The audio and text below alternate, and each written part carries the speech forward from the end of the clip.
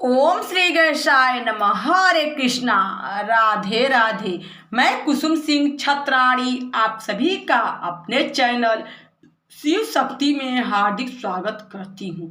आज मैं आप लोगों को शिव महापुराण के युद्ध खंड के 41वां अध्याय की कथा सुनाने जा रही हूँ। तुलसी शाप वर्णन।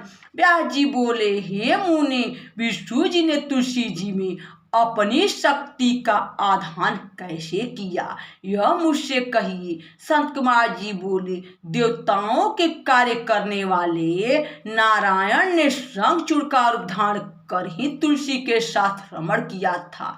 इस कार्य में पिता शंकर और माता पार्वती की आज्ञा का पालन करना भी उनका ध्येय था और आकाशवाणी से प्रेरित होकर ही विष्णु जी ने उसके कवच को ग्रहण किया तथा ब्राह्मण का रूप त्याग शंखचूड़ का रूप धारण कर ही वे शीघ्र ही तुलसी के पास जा पहुंची।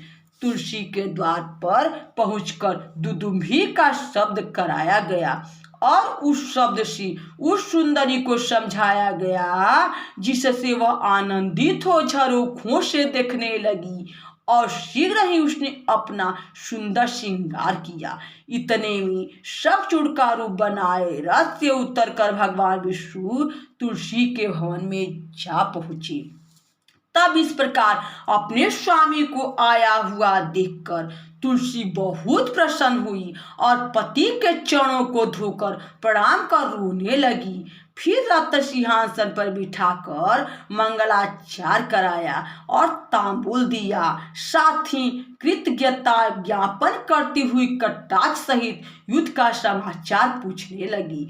शंखचूड़ रूपी रमापति ने हंसकर अमृत सदृश वचनों में युद्ध का समाचार कह यह बतलाया कि ब्रह्मा जी ने हमारे और शंकर जी में संधि करा दी है, इसलिए मैं अपने घर चला आया हूँ और शिव जी शिवलोक को चले गए हैं। सबको स्वस्थता प्राप्त हो गई है और उपद्रव शांत हो गया। ऐसा कह जगतपति ने शयन कर उसके साथ विहार भी किया।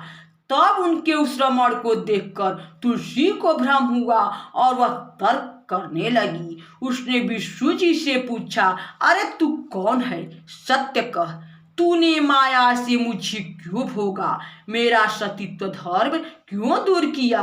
मैं तुझे शाप देती हूँ। तुलसी के शाप के भय से विष्णु जी ने अपनी सुंदर मूर्ति बना ली, परंतु तुलसी ने वह रूप देख चिन्हों से उसको विष्णु जाना और अपना पातिव्रत भंग हुआ जान क्रोध किया। तुलसी ने कहा, विष्णु तुम में दया नहीं है, तुम्हारा मन पाषाण के समान है। तुमने मेरे सतीत्व धर्म को भंग कर मेरे स्वामी का वध कराया है। तुम बड़े धर्महीन भी हो, अतएव मैं तुम्हें श्राप देती हूँ कि तुम पत्थर हो जाओ। तुम्हें दया सागर कहना व्यर्थ है। तुमने दूसरे के लिए एक निरपराध भक्त को क्यों मारा? ऐसा कहकर शंखचूड़ की प्रिया सती तुलसी अत्यंत विलाप करने लगी। उसके विलाप को देख विष्णु जी ने भक्त वत्सल शंकर जी का स्मरण किया। शंकर जी शीघ्र ही वहां प्रकट हो गए। उन्होंने शोकाकुल उस दुखिया को जगत की नश्वरता समझाते हुए उसकी तपस्या का फल दिया और यह कहा कि इस शरीर को त्याग तुम दिव्य देह धारण कर हरि के साथ विहार करो। साथ ही तुम्हारा यह शरीर छूटने पर भारत में गंडी नदी होगी और देव पूजन के साधन से कुछ काल में तुम मेरे वर्ष से प्रधान रूपा तुलसी नाम से विख्यात होगी और स्वर्ग, पाताल तथा मृत्यु लोकों में तुम सर्वदा हरि की समीपता पाओगी और सब वृक्षों में तुम्हारा श्रेष्ठ स्थान होगा।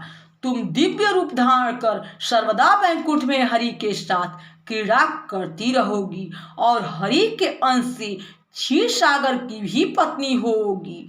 तुमने जो हरि को शाप दिया है उसके प्रभाव से तुम गंडकी के तट पर ये हरि पाषाण रूप से स्थित रहेंगी। वहां पैने दांतों वाले करोड़ों कीड़े उस शिला को छेद कर उसमें चक्र बना देंगे और उसका नाम शालिग्राम होगा। इस प्रकार शालिग्राम शिला से तुम्हारा संगम बड़ा ही पुण्यदायक होगा। ऐसा महात्म्य वर्णन किया और पुनः अंतर ध्यान हो गए।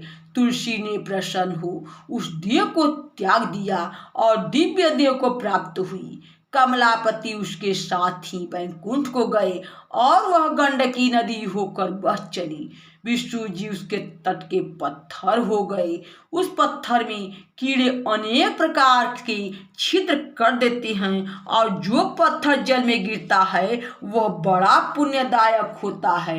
विष्णु जी के महात्मा सहित यह आख्यान बड़ा ही भुक्ति मुक्तिदायक है। हे मुनि, यह सब तो मैंने तुमसे कहा, कहिए अब इसके आगे और क्या सुनना चाहते हैं। यहाँ शिव महापुराण के युद्ध खंड के 41वां अध्याय की कथा समाप्त हुई। बोलो शंकर भगवान की जय। हरे कृष्णा। राधे राधे।